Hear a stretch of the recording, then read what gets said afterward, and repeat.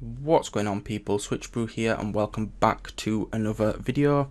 So in this video I'm going to be showing you the new features of the Retro ROM shop, but before we actually start the video I would highly recommend that you have RetroArch installed to your Nintendo Switch. If you do not know how to do this, I will put a link to a video that I've done previously on how to install it, but yeah, I would recommend installing that before going through the rest of this video.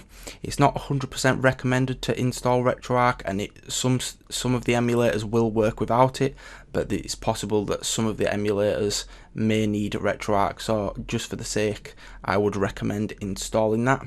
So what you want to do once you've got that installed is you want to head over to tinfoil, and what we're going to do now is just let tinfoil load up.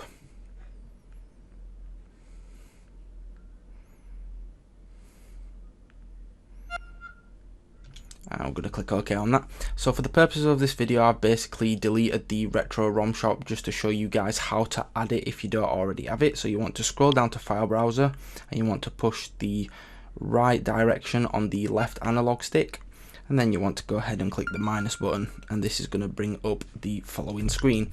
So the next thing you'll want to do is you'll want to open up the protocol by clicking A on it, and you want to scroll down until you see HTTPS. Once you're on HTTPS, you just want to go ahead and click A, and then you want to go down to the host section and go ahead and click A. Once we're in here, we need to enter a specific address, which is retro, so R-E-T-R-O, and then it's ROM, R-O-M, and then dot shop. Once you've inputted this, you can go ahead and click the plus button, and then you can go ahead and click X, which is going to save the following entry.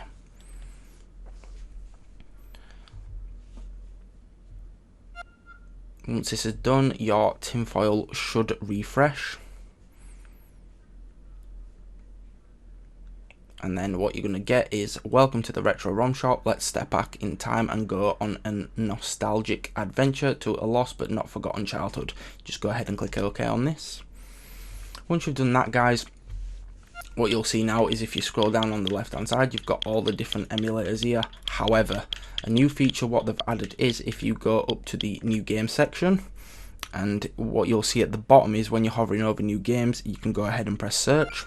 So if I press the plus button for search, what you can do now is, for example, if I want a PS1 game, the extension for PS1 when emulating is PSX. So if I type in PSX and press plus for OK, what it's now going to do is it's going to bring up a long list of PSX games which are available on the Retro ROM shop. So I'm going to go ahead and scroll down and find a game that I used to play a lot when I was younger, which is Tekken 3. So if I find that now and click A on it, what I'm going to do then is go ahead and press A on install, and it's going to bring up a little message saying Homebrew may have potential to cause problems on your Switch or perform malicious activity.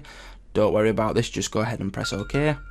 And what this is going to do now is it's going to install the following game. So what I'm going to do is I'm going to pause the video, let this download, and I'll come back to you once it's downloaded. So guys, once it's downloaded, basically the installing message will disappear off the screen, and it will kick you back to the new game section, which is fine. If you now go ahead and press on the home button, as you can see, the following game has popped up on the Switch's dashboard. If you now go ahead and click A on the following game, and it's going to ask you, do you want to close tinfoil? Just go ahead and click close. It's going to then ask you to select your profile, so I'm going to select my profile. And what it's going to do is it's going to bring up this new feature here.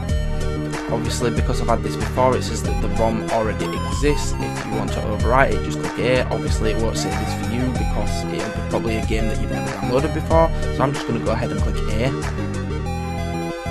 And what this is going to do now is it's going to unpack the following game. So this is a new feature what they've added which automatically unpacks the game. So what we're going to do is let this get to 100%. Once it's at 100%, it's going to kick you back to the select profile screen again. So I'm just going to choose my profile. And what it's going to do is take you back to the Nintendo Switch dashboard, and as you can see, it basically showed 2 copies of the game, but one disappeared. That's because the game's now been unpacked. So what we're going to do now is go ahead and click A on Tekken. And as you can see, the game is now loading up. So I'm going to try and skip this to the main menu screen. As you can see, if we go in arcade mode, and I'm going to go ahead and choose my player. So let's go with Paul. And I'm going to be versing Yoshimitsu, so let's wait for this to load up. Round 1, fight! As you see, now playing PS1 games on the Nintendo Switch console.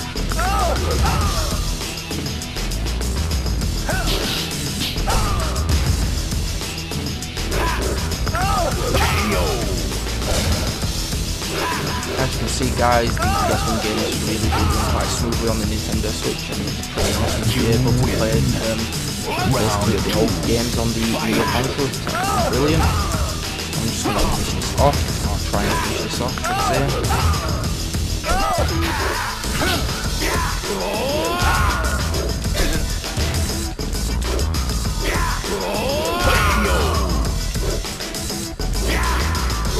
You win. So as you can see, that's Tekken. So what we're going to do now is we're going to go back to Tinfoil once again, and I'm going to try and download a different game. So I'm just trying to think right now of games that I used to play on the PS1. So I'm going to go ahead and try and download, for example, Crash Bandicoot. So let's go ahead and let this load up again.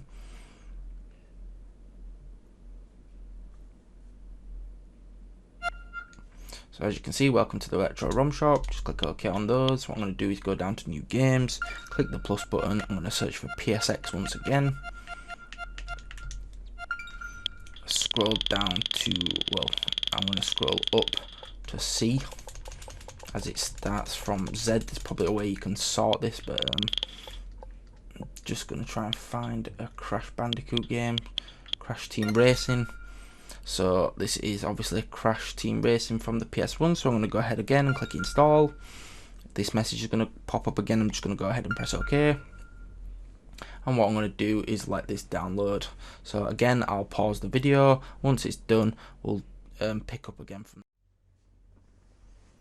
So guys, as you can see, it has now installed the game and it's kicked me back to the new games section. So what I'm going to do is again go ahead and press the home button, and as you can see here, we've got Crash Team Racing. So if I go ahead and press A on that, it's going to ask me to close Tinfoil. Just go ahead and click the close button, and it's going to ask me to select my profile. So I'm going to select my profile here. And what this should do now is bring us to that screen again, and what it's going to do is go ahead and unpack the game. So we're going to wait for this to unpack.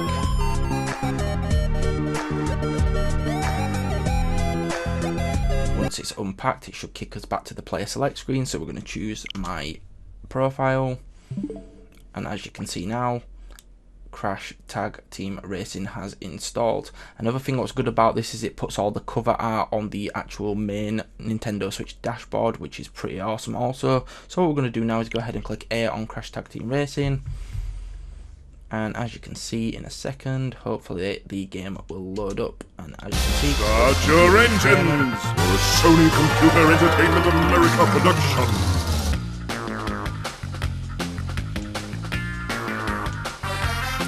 Do is just let this load to the main menu, and then fasten your seatbelts for another Naughty Dog creation. I'd like to thank you guys for watching. If this has been any help or any interest to you, go ahead and subscribe to the channel, leave a comment, and make sure you tick that bell icon to ensure you get notifications on when I'm uploading. So like I say, I'm going to let this go to the main menu. And as you can see, we're now at the main menu with good old Crash Tag Team Racing. So what I'm going to do, guys, is again, I'm going to go home, I'm going to close the following game down, and as you can see, that cover art stays on the Nintendo Switch dashboard. So yeah guys, thanks for watching the video. This has been basically the new features of the retro ROM shop, should I say. Also, another feature just before I end the video is in tinfoil now, when you're downloading the ROMs for different consoles, if you're downloading multiple at a time, what will happen is they will be added to the queue section on tinfoil, and basically once one game has finished downloading, another one will start up, and so on and so forth, until all of the games that you've selected to be installed have been installed on the console. So yeah guys, thanks for watching the video. I'll see you in the next one. Peace out.